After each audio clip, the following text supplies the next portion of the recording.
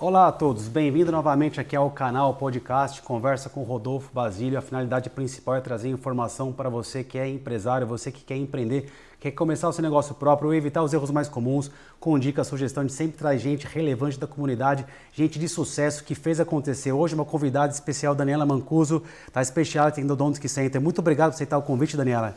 Muito obrigada pelo convite, é um prazer estar aqui com vocês. Vamos começar para quebrar o gelo. Daniela, mas é Dani, não? Dani. Por que é Dani e não é Daniela? Só para Olha, meu pai, ele sempre falou que ele deveria ter colocado Dani, não Daniela, porque Daniela acho que ninguém me chama. Mas não chama no Brasil ou não chama aqui na Inglaterra? Porque aqui na Inglaterra, Daniela, a gente fala Daniela, Dani, tudo bem, eu entendo.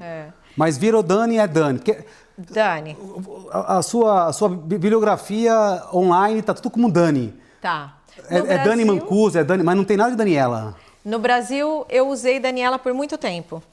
Mas, por exemplo, desde o meu colégio, tinha 5 Danielas na minha classe. Era Daniela com 2 L's, era Daniela com Daniele, era uma variação. E Dani foi pegando também desde a infância e aquilo foi crescendo.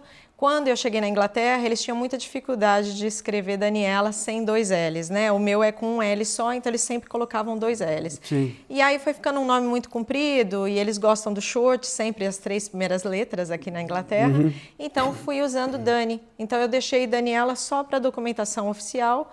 E fora isso, até no GP mesmo, nos médicos, é tudo Dani.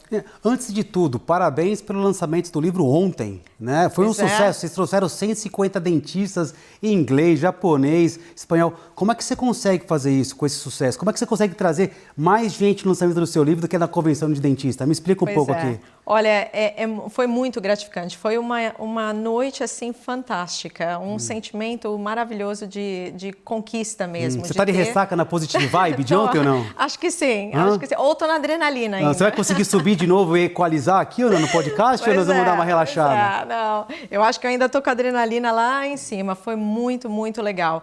E eu acho que trazer esses dentistas todos é uma consequência do trabalho que a gente vem desenvolvendo por tantos anos. Então, foi uma coisa que nós começamos lá atrás, cativando todos esses dentistas. A maioria dos dentistas que estavam lá são dentistas que já enviam pacientes para vocês, né? Com frequência para a gente. Então, eles estavam lá como amigos, como colegas, uma comunidade que a gente construiu desde 10 anos atrás que nós abrimos a empresa. Sim, sabe uma coisa que me chama muita atenção, especificamente na categoria dos dentistas, como é que os dentistas são unidos? Porque tem algumas categorias de alguns segmentos que o pessoal compete, não colabora, sabe, é uma confusão e que fica competindo com tipo predador, um com o outro, falando mal, denunciando, mal divulgando. No caso de vocês, me chama a atenção o quanto vocês são unidos, não?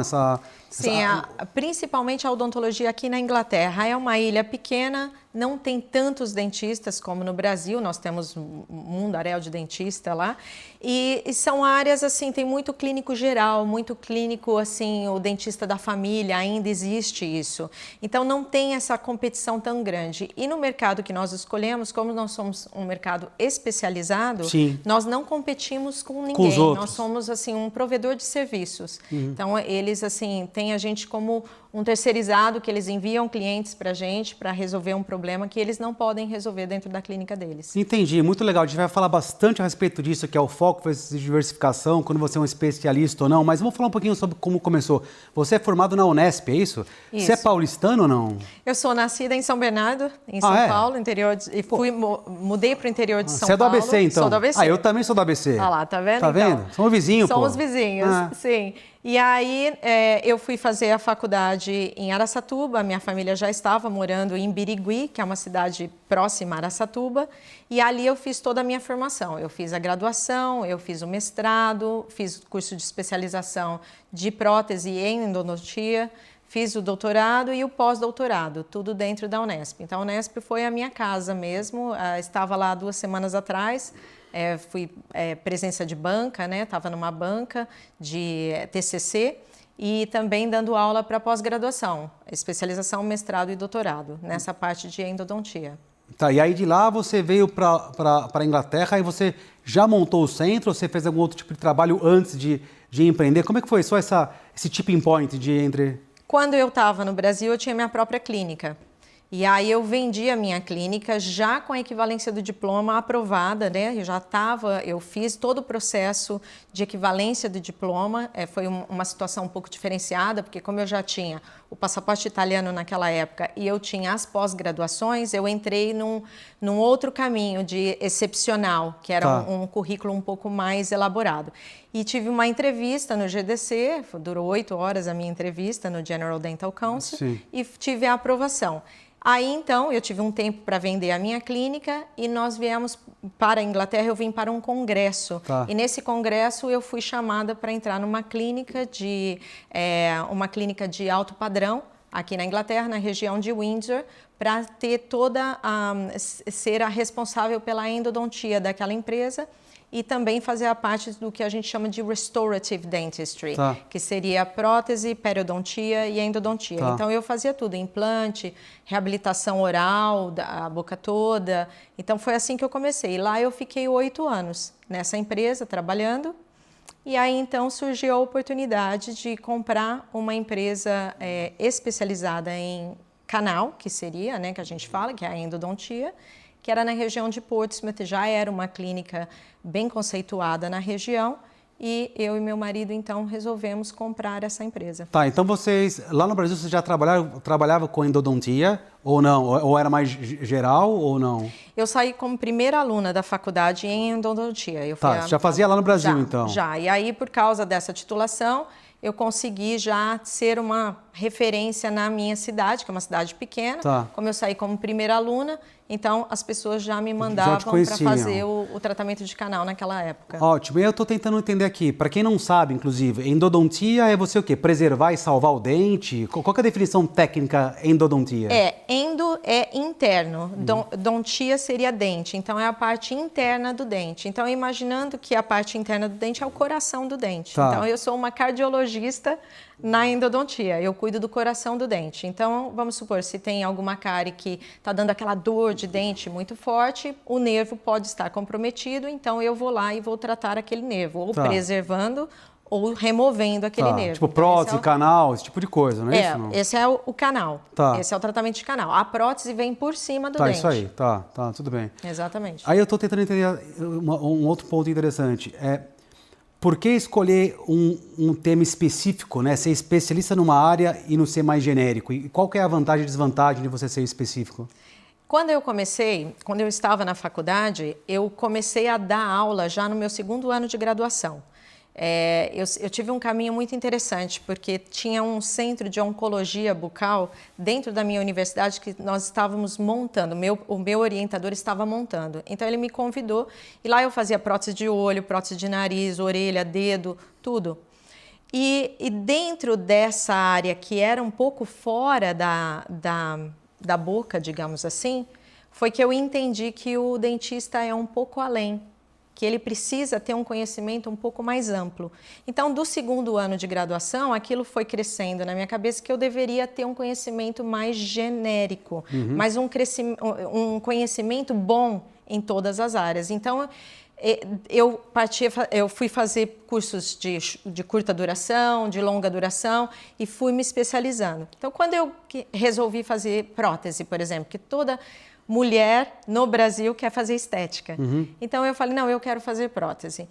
Para você colocar uma prótese no dente, aquele dente tem que estar saudável. E aí começaram as áreas que estavam além daquele meu conhecimento de prótese. Então eu comecei a fazer curso de periodontia, que é a parte de gengiva, e de endodontia. Como eu tinha muita facilidade com a endodontia, pelo fato de eu ter saído como primeira aluna da endo, eu achei que aquela área era uma área que me dava um prazer muito grande, uma satisfação pessoal e que eu tinha facilidade. Então, por que não desenvolver naquela área? Mas não somente naquela área. Então, por muitos anos, eu trabalhei como um clínico geral, só que de alto padrão. Então, por quê? Porque eu fui me especializando nas áreas. Então, existe uma diferença assim. Quando você é um generalista, é fantástico, que é aquele dentista da família. Então você é excelente, eu tenho vários alunos que me perguntam isso, eu devo me especializar ou eu devo ficar como clínico geral? Até recentemente eu tive um aluno que ele cuida da parte de da prefeitura de uma cidade do interior, lá no estado de São Paulo. Tá. E ele estava fazendo um curso de especialização em endodontia, eu estava dando aula para ele. E eu achei aquilo maravilhoso, porque uma pessoa que fica num cargo público, ele não se especializa, porque ele acomoda. Mas aquela pessoa é a pessoa que eu também queria ser. Eu queria me especializar para poder oferecer um serviço melhor para aquele meu cliente, que poderia ser num cargo público ou numa clínica de alto padrão.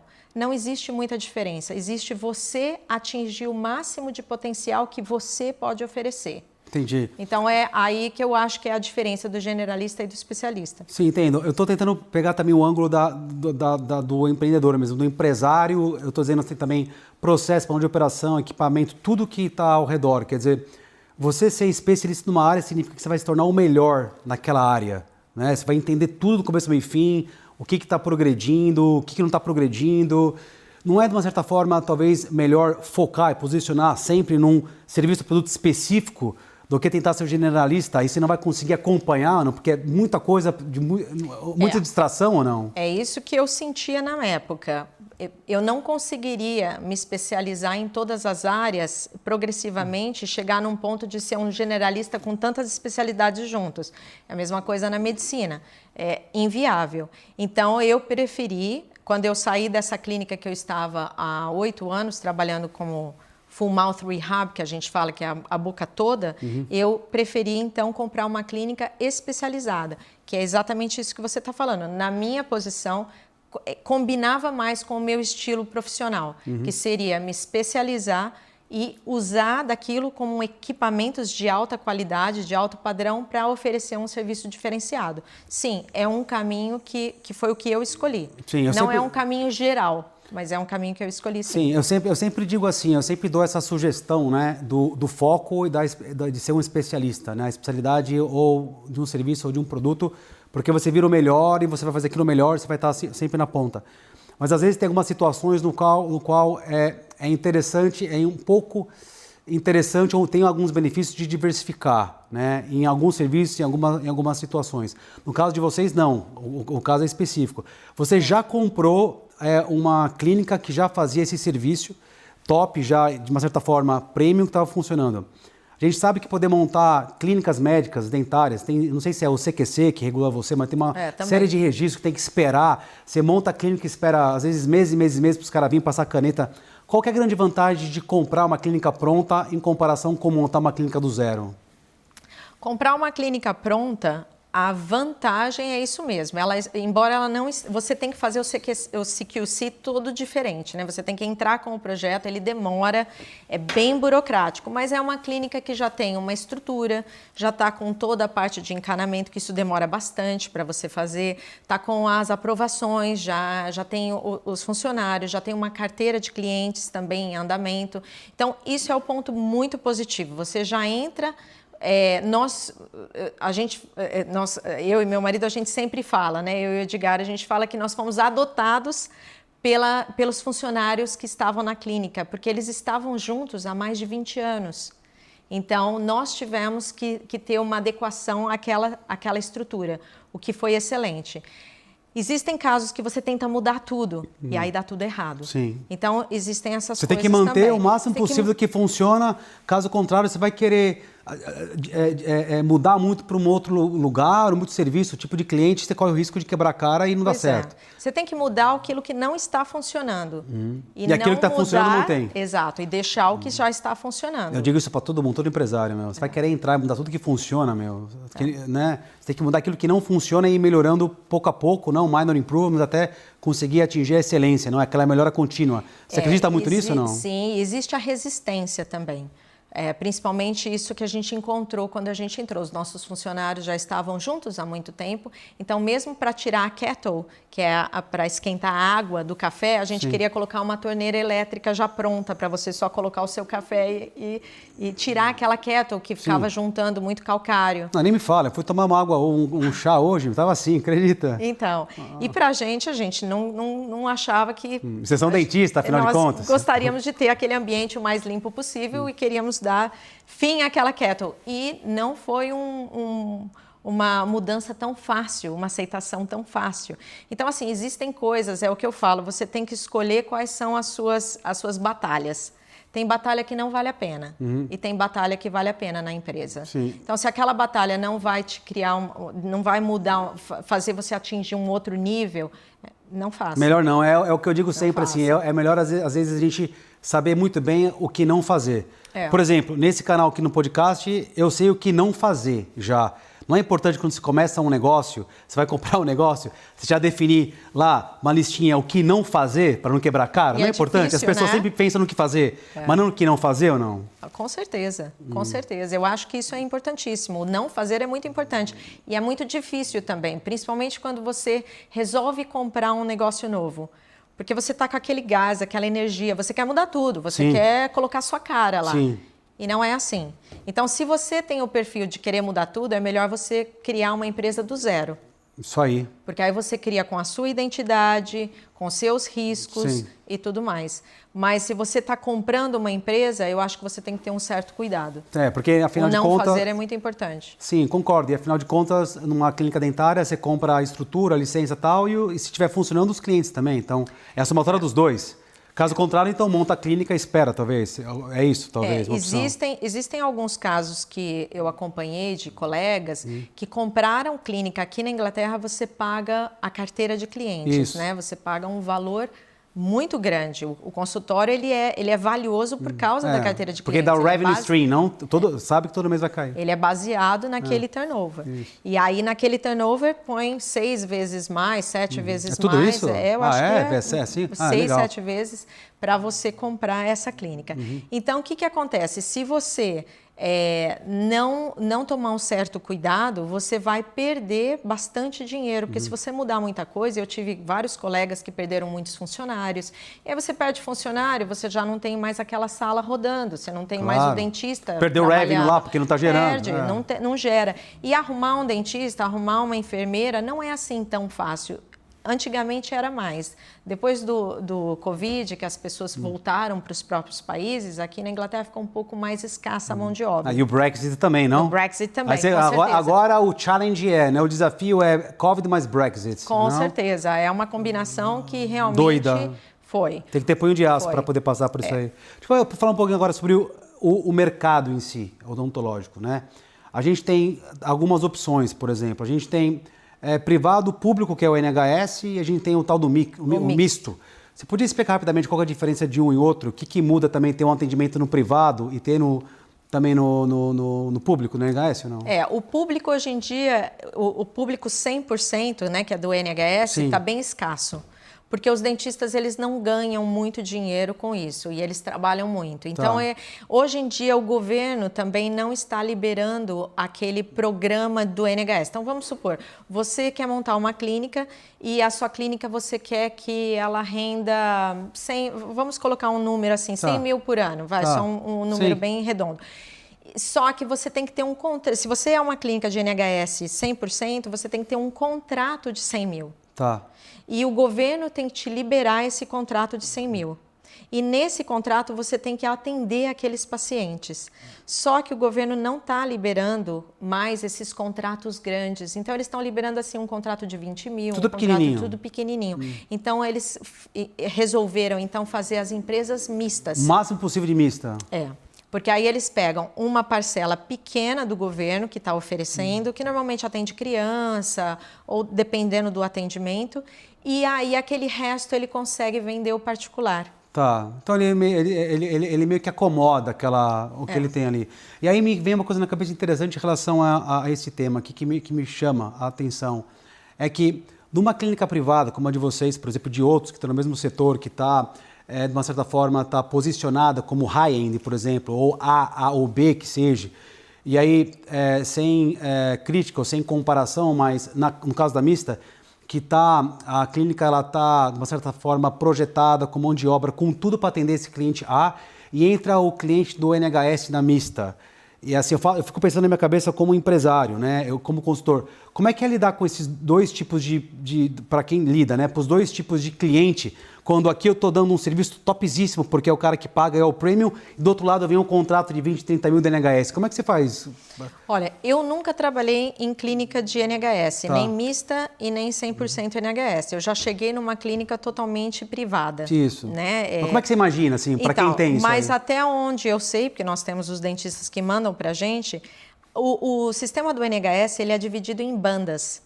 Então, por exemplo, de acordo com o tratamento que o paciente vai fazer, ele tem aquela banda. Ele vai fazer limpeza, então tem a banda, não sei, um número da banda. Ele vai fazer uma restauração pequena, outra banda. Ele vai fazer uma coroa, tem outra banda. Nessa coroa, por exemplo, ele não pode escolher muitos materiais. Só tem um tipo de material de coroa que é disponível que é o mais no NHS, barato, talvez? Que é o mais porque barato, aí... sim. Que tem os laboratórios que o governo é que vai escolher e aquele material que ele vai escolher. Então, se o paciente quer fazer uma veneer, uma lâmina de porcelana, uma coroa de porcelana um pouco mais estética, ele não vai conseguir fazer no NHS. Implante não é coberto pelo NHS. Algumas próteses não são cobertas. Então, aí ele vai ter que fazer no particular daquela própria empresa ou particular em outra empresa. Sim, mas eu fico tentando pensar que... por exemplo, o processo, o método de atendimento, a produtividade, a senioriedade de quem trabalha, por exemplo, numa clínica premium talvez é um pouco maior, o nível do profissional. Eu já vi muito nesses últimos 20 anos alguns dentistas, a gente dá consultoria para alguns dentistas que estão mais especificamente na área do NHS, por exemplo. É uma loucura, os caras atendem X pessoas por dia, X por semana, louco, os caras trabalham que nem... É maluco o negócio. E aí, ao mesmo tempo que você tem do outro lado um atendimento personalizado, com tempo e tal, como é que a gente consegue trazer dos dois? Outro dia eu fiquei até pensando, você tem duas entradas, uma eu tenho para entrada para o privado, outra para o público. Como é que você consegue, entendeu? Eu acho que ter dois modelos diferentes no mesmo negócio. Eu acho que você poderia falar que o dentista do NHS ele não tem muita qualificação, mas não é a verdade. Tem muito dentista bom trabalhando para o NHS e ele consegue fazer um serviço bom. Tá. É que ele não consegue fazer uma diversidade de serviços. Tá, entendi. Agora, tem muito dentista ruim no particular também. Que ele vai colocar uma restauração e ela vai cair. Tá, não sabe o que não tá sabe fazendo. fazer. Então, assim, dentista bom e dentista ruim tem em todos os lugares do mundo. Agora, entre NHS e privado, eu acho que era um conceito muito antigo. Hoje em dia não é tão real assim. Eu acho que está diferenciado pelo serviço. Vamos supor, o serviço do NHS não vai te oferecer determinados tratamentos que você gostaria de ter. Tá. Então, o NHS não vai te oferecer isso. Tá, então vamos... Tá muito claro. Então, mas aí o comportamento do consumidor, do cliente, que ele está, às vezes, acostumado aqui, talvez, essa ideia de cultura de NHS e tal, o que faria um paciente, cliente, ir no privado e não ir no público? Só para entender também as diferenças. Vamos supor, se for um tratamento de canal, que é a minha área que eu consigo falar um pouco melhor, eu não aconselharia o serviço público de jeito nenhum. Vou arrancar o negócio. Não, eles não têm como. Eles são pagos 18 libras para fazer um canal. Eles têm que usar, 20 minutos. Não preserva nada, é isso? Não dá. Eles vão abrir o dente sem magnificação nenhuma, sem lupa nenhuma, e eles falam para os pacientes, você tem a opção de ir para um especialista e pagar X, ou eu abro no NHS, mas a chance de sucesso é muito baixa. Eles são obrigados a falar isso. Tá. E aí, o que acontece? Quando eles abrem, se eles encontraram o canal e o canal é considerado um canal fácil, eles conseguem fazer um serviço bom. Mas existe um outro problema, o NHS não compra certos materiais. Tá. Então, aí, determinados materiais, os obturadores hoje, os cimentos que obturam o canal, que são os biocerâmicos, que são de maior qualidade, não estão disponíveis no NHS. Tá. Então, aí existe a chance de sucesso daquele tratamento endodôntico é muito menor. Entendi. No serviço público. E aí vocês têm também, eu acho que vocês têm um NHS Funding, que é um fundo, é isso? Tem alguma coisa assim? Tá ainda rodando isso aí ou não? Como é que funciona? Por exemplo, na nossa clínica especializada, o dentista de NHS, se ele tem um paciente que ele, dentro de um padrão, existe um cenário que ele considera aquele paciente que possa receber o funding, que é o IFR. Sim. Então, aí ele pede para aquele paciente, ele apresenta o caso para o governo, fala, olha, meu paciente tem esse quadro e ele precisa fazer o canal. E aí é independente se o paciente tem dinheiro ou não. não é baseado na parte financeira do baseado paciente. No quê, então? É baseado tem vários pontos. Tá. Por exemplo, se ele é menor de idade, se é uma criança, ele recebe. Se é acidente, ele recebe. Ou então, dependendo de algumas áreas, municípios que ele mora, tem mais facilidade para ele receber. Por exemplo, na Isle of Wight, eles conseguem um pouco mais de benefício, porque é uma região um pouco mais carente, digamos assim. É vocês que faz essa aplicação? É NHS, o dentista geral de NHS, o clínico geral, é que vai fazer o pedido, o dentista de clínico geral que vai fazer o pedido para o NHS de acordo com aquele cenário clínico do caso. Tá, entendi. E aí o NHS vai falar se sim ou se não. E aí se sim te envia o clínico? E aí se sim, aí ele pode enviar para mim. Tá, então é ele que te envia como referral, é isso? Vem como recomendação do NHS que fez lá a aplicação? O dentista escolhe para onde ele quer. Aí ele que escolhe lá interno. Não tem nada que o governo fala, só pode ir para X, YZ, então? Algumas clínicas ele faz, ele não deixa mandar. Agora, os critérios eu não sei. Mas quando eu recebo, está escrito no final da carta, não enviar para a clínica tal, tal, tal, tal. Então é importante que você mantenha um relacionamento com esse pessoal, não? Para poder... Sim. Te mandar o caso. Manter o padrão de serviço, né? Que o que eles estão interessados é no padrão de serviço que você está oferecendo, que eles estão terceirizando, eles vão te pagar por aquele serviço, então o NHS ele quer um determinado resultado. E qual que é o incentivo que tem do dentista lá no público preparar essa aplicação? Porque fica imaginando, burocracia, tem que preparar, não sei se tem que mandar imagem ou não, você tem que mandar exame. Qual que é o benefício para poder fazer isso aí? Eu não sei se eles recebem alguma coisa. Eu acho que não tem benefício. O benefício seria cuidar do cliente dele mesmo. Quer dizer, o cara tem que fazer, o dentista tem que fazer isso aí porque ele acredita. Ele quer salvar a boca do... E tem muito desse programa, não? Tem. Caiu um pouco depois caiu um pouco por causa da crise que a Inglaterra está passando. Eles estão cortando tudo que eles podem, né? Sim, imagino. Então, caiu um pouco desse benefício, mas ainda tem, sim. Ainda tem. E é um benefício muito bom para quem consegue esse benefício, né? Principalmente criança. Porque a gente, então, consegue oferecer um serviço de qualidade, principalmente para aquela criança. É muito legal. Que super legal. Eu vou falar agora sobre um tema que tem a ver com a questão técnica. Eu não sou dentista, não entendo nada disso aí, mas eu sou um pouco curioso.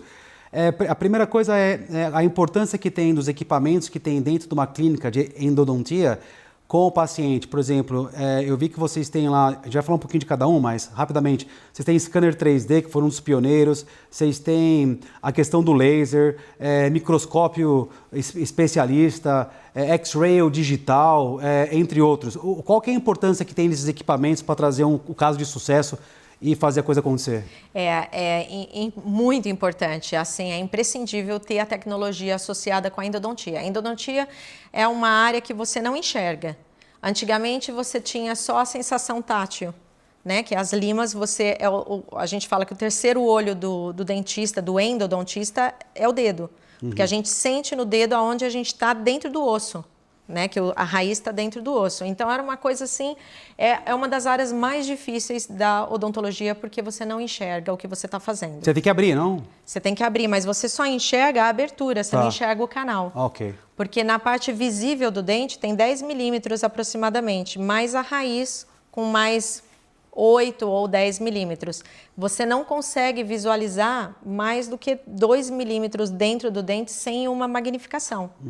Com uma magnificação alta de 5, 6 vezes, você vai enxergar 12, 13 milímetros no máximo. Com o microscópio, você vai enxergar um pouco mais. Então, o microscópio para endodontia é, assim, fundamental. Hoje em dia, não se fala que um endodontista ele precisa ter ou uma lupa de magnificação extremamente alta ou um microscópio, senão ele não é considerado um endodontista que trabalha a nível de especialista. Sim, então não tem, sem todos esses equipamentos, não tem como ter certeza que o serviço final vai ser o esperado, porque não tem. Não, porque o que acontece? Um dente superior, um dente aqui em cima, número 6, que é o primeiro molar que a gente fala, ele tem uma chance de 83% de ter 4 canais. E esse quarto canal, ele é tão fino que com o olho nu você não consegue achar. Então, a chance de sucesso desse dente, por exemplo, é muito menor se você não achar, porque você deixa as bactérias dentro daquele canal e aquele canal vai dar errado, é uma questão de tempo. Sim, entendi. Então, por isso, do microscópio, da magnificação. A tomografia, ela vem a facilitar, porque, por exemplo, no diagnóstico, que foi o livro que eu acabei de escrever. Então, escrevi um livro de Endodontic Diagnosis, que é toda a parte de diagnóstico, são 3 capítulos. O primeiro capítulo é como falar com o paciente, o segundo capítulo é como fazer todo o exame clínico daquele paciente, e o terceiro capítulo é a parte de imagem, que é a radiografia e a tomografia. Tá. Então, a radiografia, por exemplo, se ela não for digital, a qualidade dela é tão mínima que você não consegue ver muito da anatomia do canal, da raiz e do canal. E se tiver algum osso na frente grosso, também esconde tudo. A radiografia digital, ela é bem mais clara. Você consegue trabalhar com contraste, você coloca na tela, você consegue medir aquele canal, ela é muito mais real. Tá. Só que também, todo aquele osso, aquela anatomia, ela esconde, porque você só tem 2 dimensões da radiografia. Você só vê de um lado e do outro. O frente e trás você não vê. A tomografia é a que mostra em 3 dimensões. Então, se você tem uma lesão na ponta da raiz, que o osso está grosso na frente e atrás, aquela lesão ela fica escondida na radiografia de 2 dimensões. Então você tem que ter 3D. Mas se você tira 3D, você roda e aí você consegue ver essa imagem aqui, que você vê sem a interferência das estruturas anatômicas da boca. Então você consegue ver se tem um caso inicial de lesão.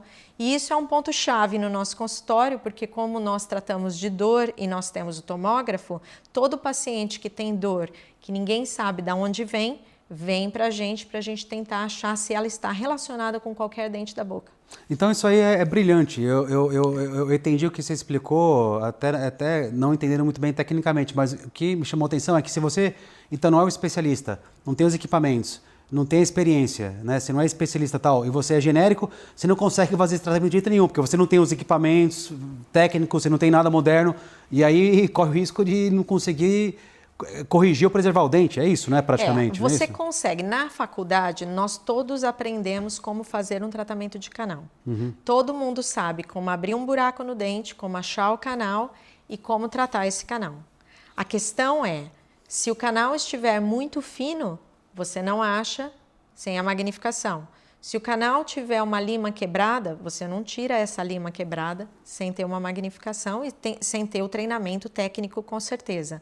E a tomografia, ela te ajuda a você identificar todos os problemas antes de você colocar a mão no paciente. Entendi. Então você consegue ver toda a anatomia do canal, quantos canais tem, se eles são finos, se eles são grossos, se eles se unem, tudo. Você consegue ver tudo na tomografia. Sim, esses equipamentos aí para poder manter ele na modernidade, é lease ou você tem que comprar eles e é com recurso próprio que você compra ou você faz um lease? Como é que é? Você tem aluga? as duas Como é que é a opções. questão dos equipamentos? Aluguel não tem, mas você pode fazer um lease ou como você pode fazer uma compra particular. Quando nós compramos o nosso tomógrafo, nós temos 2 tomógrafos, um em cada clínica.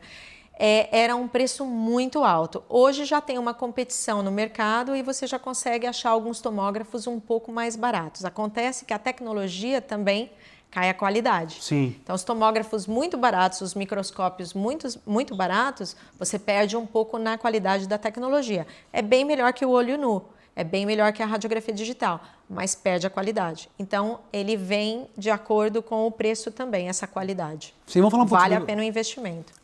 Vamos falar um pouco sobre o processo, né, da clínica. Tem que ter processo para tudo, manual de operação e tudo mais. Você é uma pessoa super processual ou não? Ou tem alguém na clínica que gosta mais do processo ou não? Porque tem todo um processo, não? É bem burocrática, né? A clínica odontológica é extremamente burocrática aqui na Inglaterra. Então, nós temos uma equipe dentro da clínica e nós temos uma equipe terceirizada que você paga por um serviço, uma plataforma onde ela te ajuda a colocar todos os documentos em ordem e manter aqueles documentos naquela ordem. Eles te lembram quando tem que fazer, por exemplo, a autoclave. A autoclave é onde esteriliza o material. Sim. Ela tem que ter o teste de checagem se ela está funcionando ou não todos os dias. Então, todo dia a enfermeira tem que chegar mais cedo, fazer o teste na autoclave para ver se aquele material vai ser esterilizado de acordo com o padrão. E a temperatura da água do equipo odontológico, ele também tem que ser testado. Essa temperatura tem que ser testada. Então, existem todas essas proformas que você tem que fazer. E isso é gerado num relatório. Você tem que ticar os boxes daquele relatório. Toda hora tem que ter, Toda tá fazendo, hora. tá de Então, olho. tem que ter uma gerente fiscalizando tudo isso, né? Que a gente fala que é a gerente do compliance. E tem a empresa do compliance, que são essas empresas terceirizadas que você contrata que te ajudam a manter esse padrão de profissionalismo dentro da clínica, né? Sim. E é importantíssimo, porque quando vem uma avaliação do CQC, que vem, né, vem a sempre. cada 5 anos, eles vêm fazer, a não ser que tenha alguma denúncia, alguma coisa, né? Então a clínica esteja com alguma irregularidade, mas eles fazem a mesma coisa que essas como é que fala? Essas surveys, né, que eles fazem dentro de escolas também, esqueci o nome em português. Sim, tipo pesquisa, não? De coisa análise, essas coisas. Uma análise, sim. Exatamente. Então, existe também o CQC. Então, ele vem, ele faz aquela análise, ele investiga tudo o que está acontecendo na clínica. Então, se você não tiver tudo isso corretamente, eles vão fazer as considerações e podem até fechar a clínica, você pode até perder a sua licença para trabalho. Que legal. Eu gosto muito de falar aqui, né, com os empresários, sobre o ciclo de crescimento da empresa, né? A empresa ela começa do zero lá, todo mundo que está começando agora tem um início de sobrevivência, que você está lá patinando, despesa inesperada, aquela situação toda complexa, você tem que às vezes testar o seu modelo de negócio para ver se funciona ou não. Depois, quando ele começa a pegar tração, ele começa a crescer, que é o crescimento da empresa. Demora anos esse processo. Depois tem a maturidade da empresa, que também demora outros anos. No caso de vocês, qual que é a fase que você acha que a clínica de vocês está nesse momento? Olha, eu acredito que... Eu vou contar um pouco da história da clínica também. Quando nós compramos há 10 anos atrás, ela era de um dentista com grande renome e nós tínhamos... Ele rodava uma sala, 3 dias e meio por semana. Hoje nós pegamos aquela clínica, já aumentamos aquela clínica e criamos uma outra clínica. Hoje a gente roda as 4 salas. Então, o que acontece? Eu acho que a gente está numa maturidade, mas eu ainda acho que tem crescimento ainda pela frente. Sim, eu vejo assim, nas empresas que eu participei até agora, eu não sei se é uma situação ou uma condição que só aconteceu comigo ou acontece com outros empresários, mas às vezes quando chega na fase de maturidade a gente tem 2 situações, né? Ou a gente talvez renova e vamos embora, vamos pro próximo ciclo de crescimento, a próxima pegada, a próxima fase, ou não renova e tem aquela caída. Uma ou estagnação. A estagnação, o declínio, né? Ou ele continua flat e vai caindo. E tem também aquela sensação às vezes de falar assim, não, já estou 10, 15, 20 anos, aquela mesma empresa tal, daquela sensação às vezes de desânimo, que a gente tem que ficar puxando a gente. E aí a gente às vezes para e fala, e aí, vamos para cima, vamos renovar e vamos para cima, ou o que a gente vai fazer? Você sente esse tipo de coisa depois de tantos anos trabalhando como especialista nessa área ou não? Eu não, porque primeiro que eu sou super workaholic, eu também amo o que eu faço. Então, eu estou sempre querendo mais, eu estou sempre assim, terminamos agora o lançamento do livro, como você disse, eu falei, eu vou dar 2 meses para descansar, e já tenho projetos para o ano que vem. 2 meses? 2 meses. Você não está afim de descansar, então? Se eu aguentar, né? Se eu aguentar. Então, eu acho que se você tem a paixão pelo que você faz, é muito difícil você acomodar. Você pode acomodar financeiramente.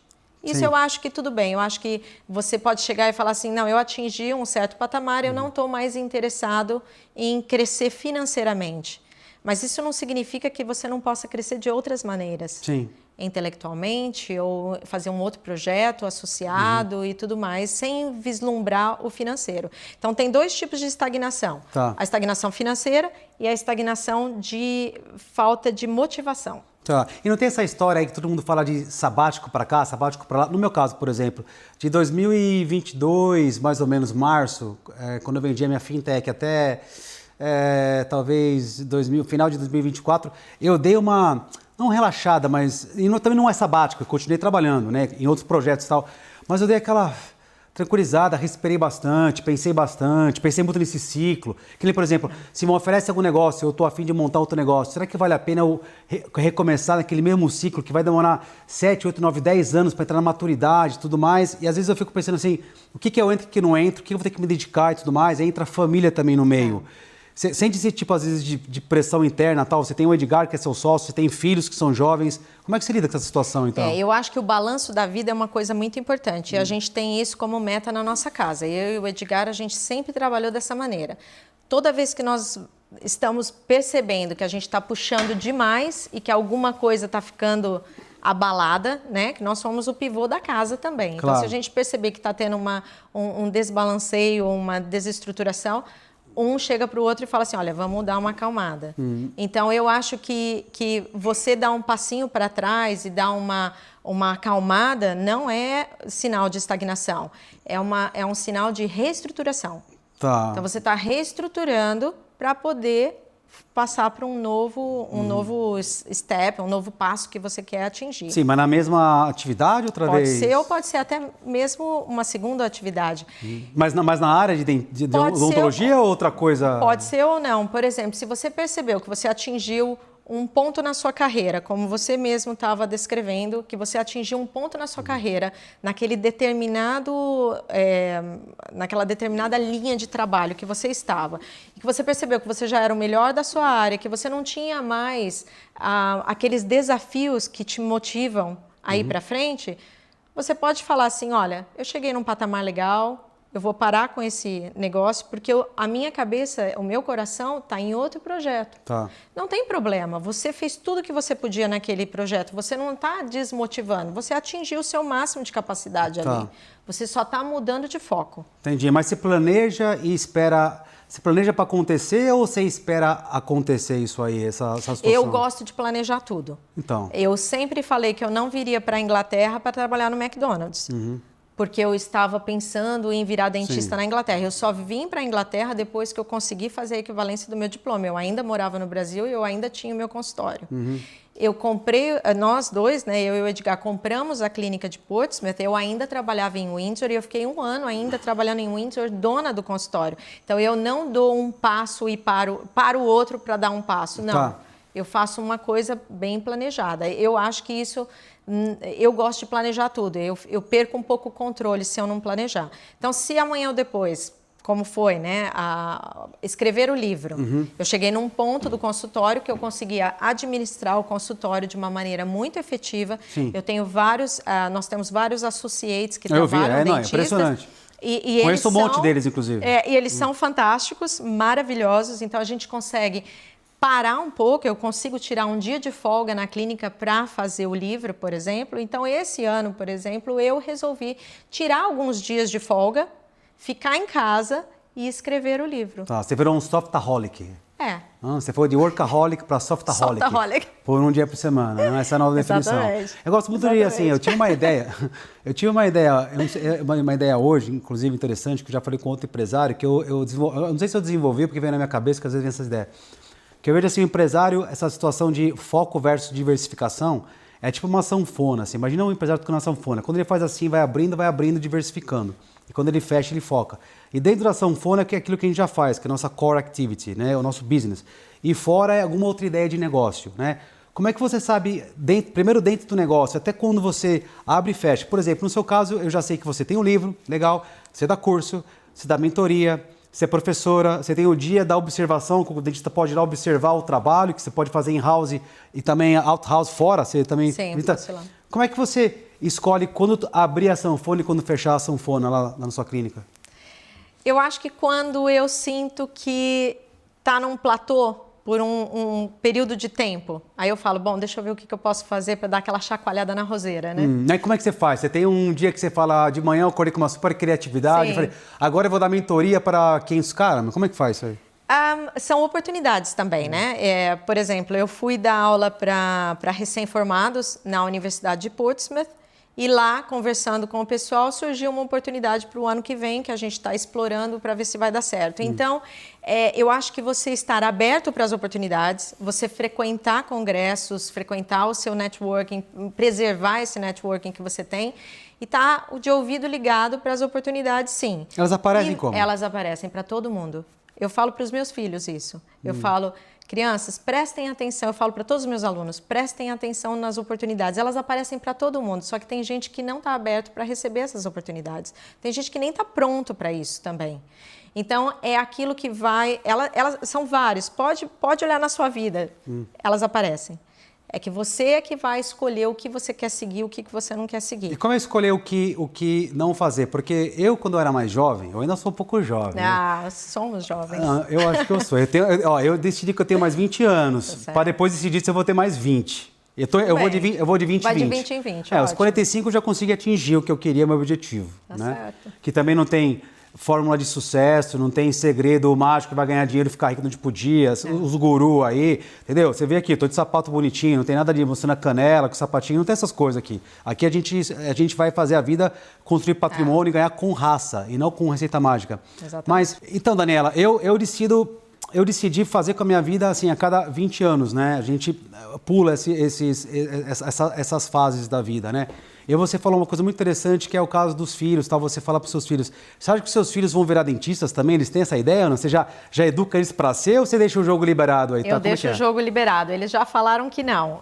O que a vida trouxer, o que eu falo para eles é não importa o que vocês escolherem na vida de vocês, eu gostaria que vocês tentassem ser o melhor que vocês podem ser. Eu nunca falo para ninguém que você tem que ser melhor do que os outros, porque eu acho que essa competição não é saudável. Eu acho que você tem que oferecer o seu melhor. Tá. Você tem que atingir o seu máximo de potencial. Tá. Isso sim, da sua capacidade. Sim, então, isso eu acho legal. Mas aí vocês não consomem, por exemplo, café da manhã, almoço e jantar, odontologia? Que no meu caso, especificamente, minha mãe era dentista, né? E eu tenho uma família de dentista de tio, primo, todo mundo era dentista. Então, na minha casa, durante anos e anos e anos e anos, então por isso que eu sei o que é canal, o que é prótese, eu sei o que é serec, eu sei essas coisas. Então, levando isso em consideração, tanto escutar, tão antenado, minha irmã virou dentista, meus tios, isso acaba influenciando. Vocês falam sobre odontologia, você, o Edgar, e as crianças escutam? Como é que é essa situação de... Olha, eu e o Edgar estamos juntos há 31 anos. Então, ele passou todo o período de faculdade comigo. Então, ele é um dentista por osmose. A gente tenta minimizar os problemas, por exemplo, da clínica, os problemas administrativos, nós vamos resolver dentro da clínica. Tá. Isso a gente tem esse balanço também. E para as crianças, não. A gente comenta um fato, uma coisa interessante, alguma coisa que eles fazem parte da vida. Ontem eles estavam com a gente. Porque eles estão sempre com você? Estão sempre Vieram com no a gente, livro, agora estão aqui no gente. podcast. O Edgar está ali sentadão, Sim. só tomando nota, dando risada. Eu acho minha mulher está mandando importante. bem. Tá lá, dando risada lá. Tá mandando bem a manhã lá. Aí eles falam para mim o que eu falei errado, o que eu, né? Então eu acho isso muito legal. Eles estão numa fase muito legal, são adolescentes agora e estão participando disso, porque nada mais é do que um aprendizado para a vida também. Mas não que seja aquela coisa maçante que a gente fica falando de clínica o tempo todo, não. Tem várias coisas que a gente fala dentro de casa, principalmente coisas que eles se interessam, se é o Pokémon, se é outra parte que a área de artesanato, de crafts. Então, tudo que eles também têm necessidade para a gente fazer parte da vida deles. Sim, isso é legal, isso é legal, muito legal, porque no meu caso, por exemplo, a gente ficava café da manhã, almoço e jantar, escutando sobre odontologia, e meu pai é quietão, né? Engenheiro também, eu também engenheiro, a gente ficava lá só assim, né? Só ouvindo, né? Eu não sei quantas horas da minha vida e meu pai a gente escutou sobre odontologia, café da manhã, almoço e jantar. E você sabe o porquê? Eu vou te dizer o porquê. O dentista, a profissão da odontologia é muito solitária. Porque você entra no consultório e você ouve os problemas do seu paciente e você senta atrás do seu paciente para fazer o tratamento, ele com a boca aberta, você não consegue conversar com ele. Então, existe uma carência para o dentista, ele precisa conversar. Então, ele chega em casa, ele quer atenção. Sim, mas será que tem um elemento também de psicologia? Minha mãe, por exemplo, né, ela era meio psicóloga, ela atendia o cliente antes, era pré-serviço e pós. Tinha um relacionamento com os pacientes de, assim, sabe... Anos, né? Anos, já informal e tudo mais. Isso acaba acontecendo também ou não com você? Sim, ou não? O dentista, ou aqui no Reino Unido é mais processual porque os caras são fechadão ou não? Não, o dentista ele é um psicólogo, um pouco menos na minha área, porque como nós temos um consultório de referência, aquele paciente ele não é paciente da clínica, ele é paciente do outro dentista, ele é recomendado para vir para a gente fazer o tratamento de canal e ele volta para o dentista dele. Tá. Então a clínica é só um serviço terceirizado, né? Entendi. Então, mas de qualquer maneira, quando ele vem, ele tem que expor aqueles medos dele. Muitos pacientes vêm com muitos medos, Tá. muitas experiências negativas no passado. Então, o dentista, ele tem essa parte de psicólogo, sim. Ele tem que ouvir o paciente. Tem no capítulo do livro, no primeiro, eu falo como conversar com aquele paciente. Aquele paciente, ele tem ansiedade, ele tem medo, ele tem problema de confiança. Tem vários tipos de personalidade que você tem que ficar de olho e você tem que se adaptar àquela condição. O dentista, ele tem que fazer um papel de se identificar com o paciente para que ele se sinta à vontade, porque, convenhamos, abrir a boca, você tratar dentro da boca é uma coisa muito invasiva e tem muita gente que sente isso. Sim. Então, existe esse voto de confiança, assim, dessa psicologia. Ah, legal. E aí, o que acontece quando quando senta, então, nesse pré-atendimento, um vampiro de energia? É aquele cara chato, pentelho, que te enche o saco, reclama. O cara já entra chega atrasado, já chega reclamando, tal, não sei o quê. O que você faz aí, então? Você coloca lá o negócio dele de aquela coisa, aquela máscara lá, de coisa de risada nele? Você joga um laughing gas no cara e entuba ele lá ou não? Como é que é? Não. Um intravenoso no cara? Eu acho que Vocês na fazem realidade, lá, né? a gente faz. Então. Eu acho que, na realidade, muito desses comportamentos que vêm, assim, parecendo que o cara tá hiperativo... Ansioso. É nervoso. Ele é sempre considerado um nervoso, Mas se for um medo. pentelho chato mesmo, mas sempre tem. A gente já atende milhares de pessoas. Tem. Não.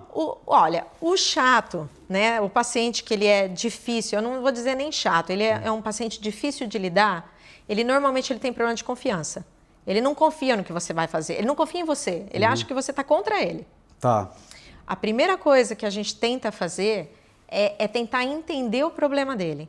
Ele tem que perceber que eu tô lá para resolver o problema dele. Nossa, que rolo. Vai ter que convencer esse cara de sentar na cadeira, explicar. Mas tem. Às vezes você não coloca um demora. psicólogo no pré-atendimento lá na clínica, Seria uma boa. Põe um psicólogo já, meu. Pois é. Já fala, ó, passa aqui pelo psicólogo por meia hora, bate um papo, descarrega. Não, depois você vai para o atendimento, para fazer a fichinha lá. Eu falo que no futuro, o que seria interessante era a pessoa largar o dente dela lá, vai no shopping, volta e pega o dente pronto, né? Seria uma maravilha. Você não sabe, outro dia veio uma empresária aqui, um caso dela super interessante, assim, né? Uma arquiteta super bem famosa, que também está fazendo trabalho em tudo que é lugar e crescendo também, organizando. Ela falou que de vez em quando ela tem esse tipo de situação, dá umas síndromes nela e tudo mais, ansiedade nela, né? Porque porque nesse caso você está consumindo aquela energia ruim da pessoa, né? A gente sabe, que nem eu tive várias situações dessa no passado. E aí, sabe o que ela faz? Ela tem uma pessoa, se não me engano, chamava Jaqueline, que era uma psicóloga que só lidava com esses casos com ela. Então, quando ela ficava meio assim, ela ligava para a Jaqueline. Isso não é uma ideia, vocês podem colocar um psicólogo na clínica lá para resolver. Porque você sabe que o índice de burnout na odontologia é muito alto, né? De estresse na profissão. Imagino. É muito alto. E o físico? Tem que fazer o físico. Você cuida do físico? Vocês cuidam do físico lá? Tem que cuidar. Tem que cuidar. Como você passa horas numa mesma posição, né? Eu, por exemplo, eu trabalho com o microscópio. Então, você fala assim, ergonomicamente, ele tem apoio de braço, né? Então, eu fico uma postura bem retinha, apoio de braço e o microscópio aqui, eu trabalho assim, o paciente está aqui, ó, eu trabalho assim. Maravilhosa a posição ergonômica, só que muitas horas você começa a ficar com enrijecimento. Um enrijecimento na coluna. Então, fazer alongamento, fazer fortalecimento dessa musculatura, principalmente quando você já passou dos 20 anos, é muito importante. Muito importante. Também, na odontologia, quando você não tem apoio de braço, você faz uma compensação. Então, aquela bursite é muito comum também. Sim. Muito comum, cotovelo. E todo dentista tem problema. Tem, coluna, pescoço. Ou no começo, meio fim, ou tem, não tem? Tem sempre alguma coisa. Negócio nas costas, tem disco de papagaio, tem tudo, não tem ou não? Tudo. É impossível não ter nada ou não? Se você fizer alongamentos, reduz muito, né? Mas é possível evitar total a pessoa estar 100%? Você tem alguns problemas físicos, alguma coisa? Não dá essas coisas, não? Eu tive no cotovelo uma dor, mas eu tratei com PRP, Foi numa clínica de um amigo nosso, a Dr. Gabriel Azini, fantástico, cuidou muito bem de mim. Então, existem esses problemas que você consegue resolver. Agora, se você deixar esse problema aumentar, aí ele vai virar uma coisa muito crônica e começa a ficar difícil de você curar, né? Então, eu acho que o mais adequado é você fazer os alongamentos, fazer os fortalecimentos. Existem exercícios específicos para dentista também. E aí, qualquer probleminha que você tiver, já buscar ajuda para que você possa ser atendido e ser tratado de uma maneira eficiente, para que você não tenha esse problema se cronificando. Entendi. Porque uma vez que cronificou, acabou, né? Claro. Como é que vocês contratam os dentistas para a clínica de vocês? Eu vi lá que vocês têm um monte de gente super boa, eficiente, qualificada. Alguns, inclusive, a gente também conhece. Como é que vocês selecionam esse pessoal para trabalhar lá? Olha, com relação aos dentistas, eu que faço a seleção. Então, eu faço a seleção em modo de entrevista e de acesso ao portfólio. Então, primeiro eu recebo o portfólio deles com os casos do que eles são capazes de fazer e depois eu, então, marco a entrevista e faço um tipo de uma avaliação de como eles tratariam alguns casos para eu ver até onde eles podem chegar. E assim é que a gente vê essa especialidade, esse patamar um pouco mais especialista, mais avançado. Né? E aí vocês treinam esse pessoal também? Ou tem gente que desapareceu lá? Não, depois que eles entram, sim, porque cada profissional tem um padrão de tratamento, né? Um protocolo de tratamento que vai dar certo. Mas existem protocolos facilitados, porque eu tenho muitos anos de profissão, muitos anos de treinamento. Você quer que faça bem feito entre vocês, né? Você eu não quer... gosto de treinar. Então, nós temos reuniões com frequência, a gente discute casos com frequência. Então, um caso que não foi tão legal, às vezes a gente senta e fala, olha, vamos trazer esse paciente de volta, vamos tentar resolver de uma melhor maneira. Então, a gente sempre quer que aquela excelência prevaleça na clínica. Então, se o paciente, de repente, ainda está com um pouquinho de dor, não, vamos trazer esse paciente, vamos ver o que está acontecendo com ele. Então, o nosso objetivo final de todos os nossos profissionais é o bem-estar do paciente. Sim, e essa situação que teve agora, vamos falar de Brexit, por exemplo, né, que, de uma certa forma, esse pessoal que são os dentistas, eles vêm na sua clínica ou no setor também com visto de trabalho, work permit, tem esse tipo de coisa, você sabe ou não sabe? O que mudou, não mudou, não? Ou o pessoal que está aqui, o talento humano que está aqui é o que geralmente trabalha na área, não? Eu não tenho conhecimento porque na nossa clínica só chega mesmo o especialista, né? Com já num certo patamar. Mas eu tenho colegas que têm outras clínicas que estão sofrendo bastante para trazer profissionais, porque muitos profissionais foram embora por causa do Brexit. Muitos. Ou pós-Covid, enfim, pararam até de clinicar por algum problema durante o Covid, ou então o Brexit, que eles voltaram para os países. Então, está faltando um pouquinho de mão de obra qualificada, sim. Né? Então, eu sei que eles estão tendo problema, assim, para fazer isso. No caso da sazonalidade, eu sempre gosto de falar trazer esse tema aqui, porque a sazonalidade afeta todo o negócio, né? A diminuição das vendas, o número de clientes em função do tempo, aí, em diversas ocasiões. Vocês sofrem essa sazonalidade, por exemplo? Tem meses que são mais fortes do que outros. E como é que vocês lidam com a sazonalidade numa clínica de dentista?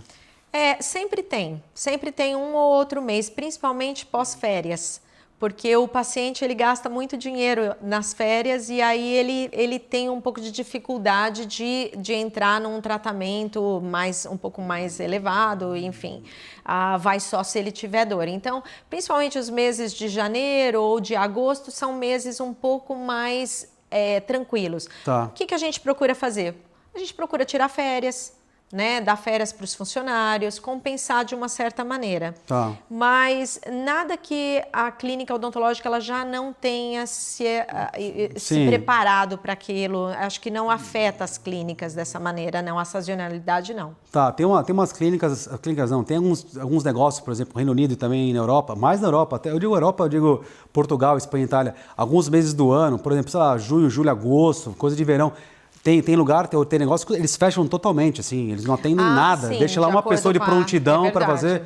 Você acha que isso aí é uma boa ideia, esse tipo de coisa, não? E todo mundo centralizar, por exemplo, as férias ou coisa naqueles meses, porque assim fica mais fácil de administrar, ou você acha que não faz diferença nenhuma? Depende do foco do trabalho, né? Talvez seja interessante sim, porque se é uma cidade turística, sei lá, uma praia, alguma coisa, que é o que acontece muito na Espanha isso, né? Alguns business, eles fecham nessa área, nessa parte do ano. Eu acho que tudo bem. A clínica odontológica, não, eu não acho que é viável você fechar, porque o paciente com dor, ele não, principalmente a nossa, ele não tem a data certa que ele vai ter dor. Entendi. Pelo contrário, na noite de Bem Natal, do nada, ele né? tem dor, né? Não, nem me fala, eu tive uma dessa, acho que foi um par de anos atrás, meu. É muito não, comum. Eu tava viajando, meu. É muito comum, Eu férias. acho que eu tava em Marrocos.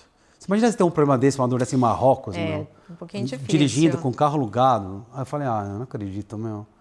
Eu tomei uns painkillers e o negócio aqui me salvou ali, pelo menos me deu tempo para eu poder... Pelo menos dá tempo, né? Deu tipo um pico de dor e depois com o painkiller baixou e eu consegui ter mais, sei lá, alguns dias para poder ir no dentista, sabe? Mas foi aconteceu horrível. assim da gente esperar paciente chegar do aeroporto porque teve problema durante a viagem, aí ligou pra gente, estou chegando no aeroporto, posso ir direto para a clínica.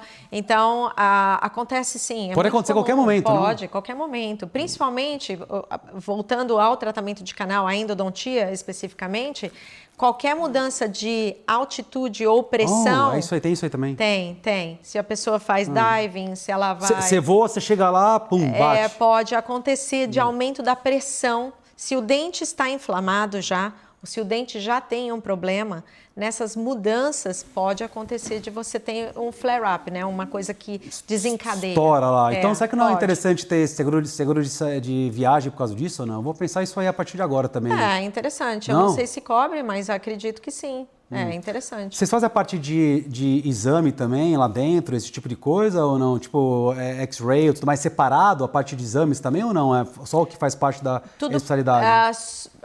Tem como a gente fazer a tomografia para alguns dentistas. Então, eles mandam para a gente porque eles vão fazer o tratamento, ou eles vão fazer implante. Eles vão só para fazer aquilo. Aí eles vão só para fazer a tomografia. Então aí você abre a sanfona, então. Ou eles mandam só para o diagnóstico. Eu vou fazer o diagnóstico e eles vão fazer o tratamento. Também pode acontecer. Tá, e aí sempre privado, né? O público não manda lá para fazer Dessa maneira, não. Tá, então tem que ser privado. Sempre privado, E aí a pessoa vai lá e paga... duas perguntas, ela paga parcelado ou não? E tem seguro também para dentista aqui ou não? Não? Só para entender. Tem. Eu acho que alguns convênios médicos que você faz por empresas, assim, cobrem alguma parte. Eu tive um paciente recentemente que ele falou, olha, o meu convênio cobre 50% do tratamento por ano. Então, aí ele tem que fazer um dente, ele gostaria de fazer um dente esse ano, um dente o ano que vem. Só cobra um dente? Porque ele Se for fazer os 6, vai demorar 6 anos. Exato, então se for um implante, sei lá, de 10, vai ficar 10 anos. Mas normalmente você faz o seu plano, né? Depende do que está dentro do seu plano médico. Ele vai perder uns 15 quilos, porque ele vai ficar uns 10 anos, uns 5 anos só na sopinha, né? Não? Você já pensou? Ele vai, tira, põe, tira e põe. Não acaba nunca aquilo ali. Não. Aí não é estratégia. Não é. Aí a gente oferece financiamento também. Como? Dentro da clínica, empresas terceirizadas, a gente oferece o financiamento. A pessoa paga e paga parcelado? Para a financiadora, sim. São empresas específicas de financeiras para isso para o consumidor direto já. Mas é na hora de pagar ou é online, digital? Como é que faz para participar? Ele vem, por exemplo, uma consulta, ele sabe o tratamento que vai ser, que ele precisa se comprometer com aquele tratamento, e aí então ele aplica para a seguradora, para esse insurance, né? Não, é finance. Finance. Ele aplica para esse finance. E assim que ele é aprovado, esse finance, a gente recebe um e-mail de confirmação e aí então a gente pode marcar o tratamento daquele paciente, fazer o tratamento e o paciente vai então pagar mensalmente. Legal, isso aí. Paga em quantas? Em 6, em 12? Eu não sei. Acho que existem vários planos. Isso é super interessante. É interessante. Outro dia um meu amigo meu, que ele é diretor de um banco aqui do Barclays, inclusive, não sei se você pode falar, mas ele era diretor de um banco, enfim. Ele me falou uma coisa super interessante. Ele falou assim, porque eu abri uma conta nova eu não sei, acho que é um banco digital, na verdade. E aí o banco digital ofereceu para ele automaticamente, assim, você gastou tanto em tais meses, né? Você não quer pegar todas essas despesas aqui, por exemplo, e dividir isso aí, pagar parcelado? Eu achei ótimo, mas eu falei, que loucura, olha onde nós chegamos. Olha, quer dizer, se eu tiver esse tipo de situação, né, ou de instrumento, né, de benefício eu posso ir lá e fazer um tratamento dentário, gastar ou fazer o investimento, porque não é despesa, é investimento, né? Investimento. E aí pego e eu pago parcelado. Isso é ótimo, não? Exatamente. Ou você pode fazer isso com o seu próprio cartão de crédito também, né? De repente, do programa do seu cartão. Você pode pagar em parcelas no seu cartão de crédito. Você paga o valor e depois vai pagando aos poucos para o seu banco também. É uma opção. Mas, normalmente, existem esses finances que ajudam bastante. Sim. Vamos falar um pouco sobre o plano da clínica de vocês para os próximos aí. Vamos falar curto, médio e longo prazo. Qual que é a ideia de vocês? Estão tantos anos aqui com sucesso fazendo. Qual que é o próximo estágio aí? Me explica para mim. Eu acho que o próximo estágio, eu acredito que nós ainda, que a gente ainda esteja nesse processo de crescimento. Embora já esteja bem madura a clínica, ainda tem potencial de crescimento. Então, nós estamos agora contratando mais 2 especialistas, porque ainda temos essa possibilidade, e crescer um pouco mais e estabilizar naquele máximo de crescimento, eu acho. Tá, não vai ter assim uma nova aquisição de clínica, não. Agora aí você vai manter, vai crescendo ou não? Eu acho que existe um problema assim. Nós temos 2 clínicas. Nós poderíamos comprar a 3ª, poderíamos comprar a 4ª, mas chega num ponto que começa a sair um pouco fora do seu controle. E aí você precisa partir para um outro caminho, que seria dos corporates, de você ter várias clínicas. Então, eu acho que como 2 empresas, suficiente, a gente consegue, eu e o Edgar, a gente consegue estruturar. Tranquilo os 2. Nós temos senão o Edgar vai ficar estressado, porque o Edgar é o homem que toma conta de tudo lá. Exatamente, é ele que toma, eu só fico no atendimento. Eu tô querendo entender aqui quem é que é o Final Decision Maker. Ele é o chefe, ele é o chefe. Eu só sou a funcionária, eu só sou a endodontista. Você coloca lá o plano para ele e fala assim, a gente tem essa opção, o Edgar fala aqui, de tanto que ele já consumiu. Sabe por quê? Interessante, porque às vezes é mais importante, só aprendi pelo menos, é mais importante a gente ouvir do que a gente falar, né? Não, então se ele está ali antenado todo dia, consumindo, com claridade, não? E sem a pressão do estresse, é onde toma a decisão correta, você não acha? O que a gente faz eu fico com a parte clínica e ele fica com a parte administrativa. E aí, quando uma entra em contato com a outra, a gente senta e conversa e resolve aquilo que está naquela intersecção. Que legal. Sabe uma das coisas que me chamou mais atenção aqui hoje? Foi que vocês chegaram no horário. Pontualidade total British. Sim, eu estou impressionado, impressed. E lá na clínica, isso também é uma coisa que a gente tem como regra. Não é para atrasar a consulta de ninguém, o tratamento de ninguém. Tem horário, porque... Olha só, quando você vai para o Brasil, não sei se você tem essa experiência, você vai para o Brasil num médico, você fica horas esperando para ser atendido. Só que o seu horário também é importante. E a gente tem isso como uma coisa muito importante na clínica. O nosso cliente, o horário do nosso cliente, do nosso paciente, o horário da vida dele é tão importante quanto o nosso horário clínico. Com certeza, não? Então, nós temos que respeitar isso. Então, todo mundo tem que estar no horário. Sempre, não? Eu acredito que sim. Muitos anos atrás, tinha um pouco de, ou menos importância. O que era antes que o pessoal esperava mais? O pessoal tinha um pouco mais de paciência? O que era? Porque esperava, hein? Esperava. Não estou falando de 30, 40 anos atrás. Mas não aqui na Inglaterra, acho que... aqui nunca teve isso aí? No Brasil tinha, hein? No Brasil ainda tem. Que canseira, meu. Tinha um revisteiro do lado, assim, você leu 40 revistas, meu, 3 vezes, já decorou. Mas ainda tem. Ainda tem. A gente vai em médico. Isso é uma injustiça com o paciente, você não acha? Pois eu acho. A gente, quando vai marcar um médico, a gente sempre liga para a secretária e fala, nós estamos em viagem, nós temos um tempo muito curto, me avisa se a pessoa estiver atrasada, por favor. Mas eu acho que sim, há um desrespeito. Eu acho que isso é uma coisa que a gente nunca quis que tivesse dentro da clínica. Sim, legal. Deixa eu tentar fazer aqui uma situação aqui. Agora eu vou fazer é minha, tá? É minha opinião, e aí você me corrija se eu estiver errado ou não, porque pode ser que as coisas mudaram e eu também não estou tão atualizado, afinal de contas, eu nunca trabalhei na área dentista, eu não sou escuta. Tem essa coisa, mais no Brasil, porque aqui parece que no Reino Unido o dentista, assim, ele meio que faz a medicina tradicional, se não me engano, tal. Tem essa forma de ser dentista. No Brasil, o dentista ele estuda anos e anos, especialidade, doutorado, faz aquela coisa toda. Ele trata da saúde do paciente, porque ele trata da preservação do dente, da boca, da gengiva, essa coisa toda que a gente já sabe, que qualquer um consegue entender. Mas em algumas situações, às vezes ele não é tratado com a mesma importância ou barra igual o tal do médico. Eu lembro de situações de 50 anos atrás, por exemplo, coisa de receita, o que pode, não pode, farmácia e tal. O cara fala, não, mas o cara é dentista, o cara não é médico. Você não acha que é uma injustiça a gente não entender que o dentista é um médico no final ou não? Eu estou enganado no que eu estou pensando? Eu acho que tem que ter um limite, sim, porque o dentista, ele não tem o conhecimento de medicina geral. Então, ele tem que ter um limite do que ele pode prescrever. Porque existem as exceções, existem dentistas que têm um conhecimento muito maior. Sim. E que eles conseguiriam, com certeza, prescrever um medicamento um pouco mais complexo ou tratar o paciente de uma forma mais completa, mais inteiro mesmo. Mas nós não temos esse conhecimento na nossa universidade, na nossa criação. Então, existe um problema muito sério, o dentista se achar médico. Eu acho que não. Eu acho que ele tem competência até um certo limite. Ele é dentista, ele cuida da boca com a maior da habilidade dele e ele consegue, dentro da odontologia, aqueles medicamentos, ele consegue sim tratar aquele paciente. Fora disso, eu acho que tem... É a mesma coisa um clínico geral querer ser um cardiologista. Não dá. Ele tem os limites dele. Tá, ótimo. Doutora Daniela, doutora Dani... Que é a doutora Dani, eu gostaria novamente de agradecer aqui a sua participação aqui na conversa com o Rodolfo Basílio. Muito obrigado, viu? Muito obrigada, é um prazer enorme. Foi muito agradável essa conversa. Foi legal, conversa. não? Eu aprendi muito com você. Eu também. sempre trago dentista aqui, porque dentista eu aprendo tanto, eu também gosto. Eu tô tão acostumado a escutar a vida toda, e aqui eu só relembro, né, os meus coisas. Não, muito gostoso. Ficamos aqui novamente com a conversa com o Rodolfo Basílio. Hoje, doutora Dani aqui, sabe tudo, especialista, mentora, escritora, não falta mais nada no currículo. Essa é a verdade.